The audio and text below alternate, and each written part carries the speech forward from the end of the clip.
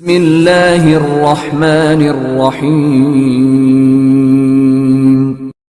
مور جتنا اب خوبصورت ہے اس سے کئی زیادہ جنت میں خوبصورت تھا۔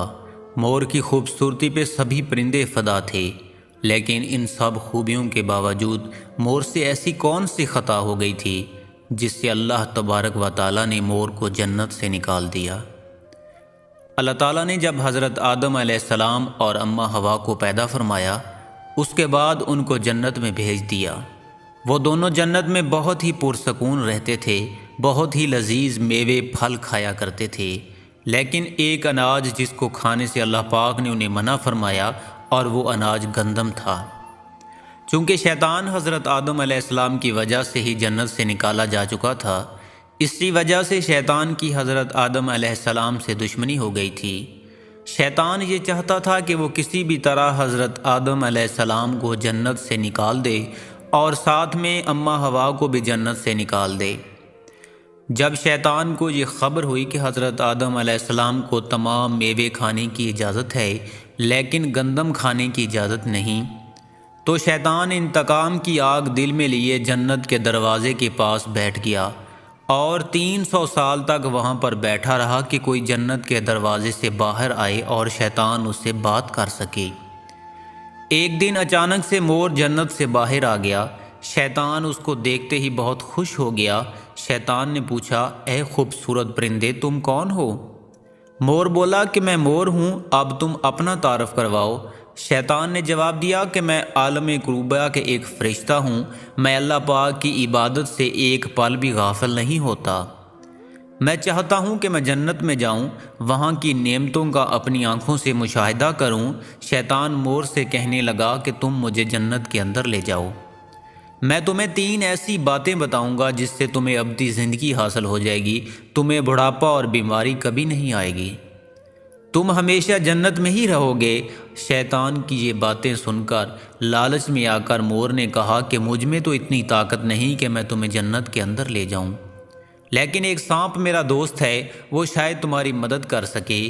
یہ کہہ کر مور سانپ کے پاس آیا، اس کو ساری بات بتائی۔ سانپ بھی شیطان کی باتوں سے بہت خوش ہو گیا، پھر شیطان کو اپنے منہ میں چھپا کے جنت میں داخل ہو گیا، اور یوں شیطان اپنی چال میں کامیاب ہو گیا۔ جنت کے تمام نگہبانوں کو یہ معلوم تھا کہ شیطان یہ چال چل رہا ہے اور جنت میں داخل ہو چکا ہے۔ فرشتے شیطان کو جنت سے نکالنے لگے، تب ہی اللہ پاک کا حکم ہوا کہ اس کو ابھی تک جنت میں ہی رہنے دیا جائے۔ وہ فرشتے اللہ تبارک و تعالیٰ کے حکم سے رک گئے۔ شاید یہ حضرت آدم علیہ السلام کا امتحان تھا۔ شیطان حضرت آدم علیہ السلام کے پاس اور حضرت اماں حوا کے پاس جا کر اپنی محبت کا اظہار کرنے لگا۔ وہ دونوں ہی شیطان کو پہچان نہ سکے، کیونکہ ماضی کے مقابلے میں شیطان کی شکل تبدیل ہو چکی تھی۔ شیطان کہنے لگا کہ میں چاہتا ہوں کہ آپ دونوں ہمیشہ جنت میں اسی طرح زندگی گزاریں، ہمیشہ خوش رہیں۔ حضرت آدم علیہ السلام اس کی بات بہت غور سے سننے لگے۔